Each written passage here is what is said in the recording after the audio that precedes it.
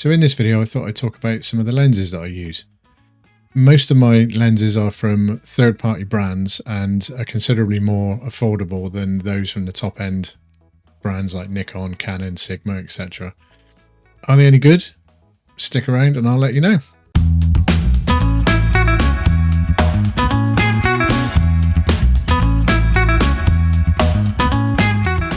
The first one we'll have a look at is this one, which is a Viltrox 20mm F2.8 prime lens in Nikon Z mount. I'm not going to go into any major detail with these lenses, just going to show you a couple of real world images and just let you know my thoughts after using it. I've only used it a couple of times, this one actually, but I'll give you what I know so far and yeah, we'll go from there. But to start with, it's got an all metal mount, and if you can see there, it's got a USB-C port for firmware updates, which is great. You don't need to buy a separate dock or anything like that. It takes 52mm filters, as you can. Let's try and get that in. Oh, that's more difficult. Well, anyway, it takes 52mm filters on the front. Comes obviously with a lens hood. Mainly plastic construction. Focus ring's nice, smooth, does what you'd expect it to do. There's no manual or autofocus switch on this. It's literally, it is what it is. It's very basic, very plain, but at the end of the day, it doesn't make any difference to me whatsoever. So the first thing I'll say about it is the lens hood, which is a little bit, it doesn't, when it clicks in, so you can see this, so when it locks into place, it doesn't lock very firmly at all, so it doesn't take much to disengage that. I mean, it's not a problem, it's just, it would have been nicer if it was a little bit more positive, but you know, it's not a major niggle. So getting down to the optics, is it sharp? I'll post an image now and you can have a look at that and see what you think, and then I'll talk about it afterwards. So here's the first image.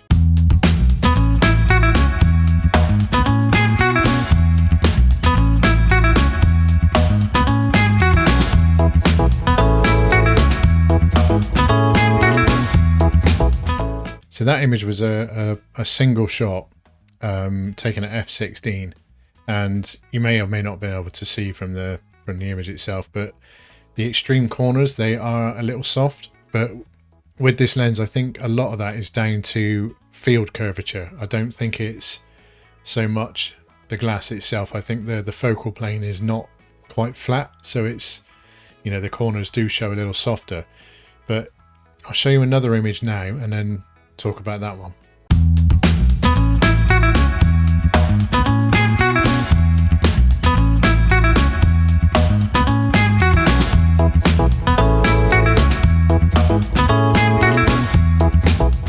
So in that image, it's sharp from front to back, but I've actually focus stacked that one. So when focus stacking, because you've focused closer to the lens, and, you know, you've shifted your focus forward, the field curvature doesn't show up quite so much. It's not so prominent in the image. So if focus stacking is something you do, corner softness isn't really anything you need to worry about. But even then, in the single image, it is only really the extreme corners that show any softness. It is soft in the corners. It is noticeably soft in the corners, even when you stop it down. But you know, you can either use the free transform and stretch those corners out, or you can crop it and it's absolutely fine. But if you focus stack, it's not something you need to be concerned about. Overall, the lens is really, really sharp. It's great wide open too. I mean, obviously wide open is a bit more soft in the corners, I think. But as with most fast lenses like that. But generally speaking, it's a really sharp lens. And I didn't actually mention the fact that it only costs about 160 quid, something like that, new. And you can pick up used copies for anywhere from 100 to 130 quid. So, you know, it's well worth the money in that sense. So next thing I'll have a talk about is vignetting. I haven't noticed massive massive vignetting with it at all. I haven't used it much wide open, to be fair, so there probably is a little bit, but with correction tools now, it's not anything to be concerned about anyway. In regards to focus, speed and accuracy, everything that I focused on, it's nailed it. So, you know, it's no concern to me at all. It's fast enough. It's not going to be as fast as some of the top end lenses, but it's fast enough. If you're using it primarily for landscape, it's no big issue anyway, but it's nailed focus every time in my experience so far, so that's not anything to be concerned about at all. So the last thing I'll talk about is just the size and the weight, really. I mean, as you can see in my hand, it's tiny, really, and there's no weight to it at all, because I think it's largely plastic bodied, but with the metal mount. There's no weather sealing or anything like that, but yeah, there's no weight to this thing at all. So for, you know, a fast prime lens, it's pretty damn good. If you haven't heard of, if you've never heard of Viltrox, they've been making lenses for various mounts, including Nikon and Fuji, for quite a while, I think. And I've used them on both Fuji X mount and Nikon. And in my experience, all of the Viltrox lenses that I've used have actually been very, very good. Especially some of the longer focal lengths. I think they do an 85. A portrait. They do a 50 as well. I think they do various. You'll have a look. You'll find lots of mounts. Do them for APS-C and full frame. And everyone that I've used so far has actually been very, very good. And they are budget friendly. You know, they are like this. Like I said, this one. I think I picked this up used for about 120 quid. So you really can't go wrong for that. So that's about it, really. I wanted to keep it short and to the point. Don't want to go into too much detail. So just to summarize, is it sharp? Yes. Corners can be soft even when stopped down, but if you focus stack, you can largely eliminate that, because I think a lot of it's down to field curvature, so it's no big issue. Focusing is snappy, accurate, on point.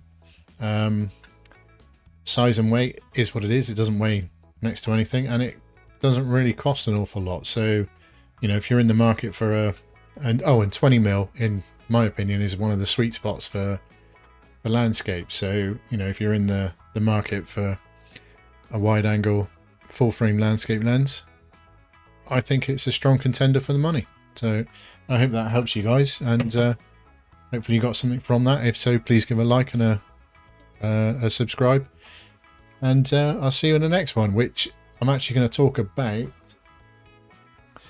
this one, which is a Viltrox 40mm f2.5, which is fantastic. That is a great lens. So hopefully I'll be able to talk to you more about that in the next video. So cheers for now.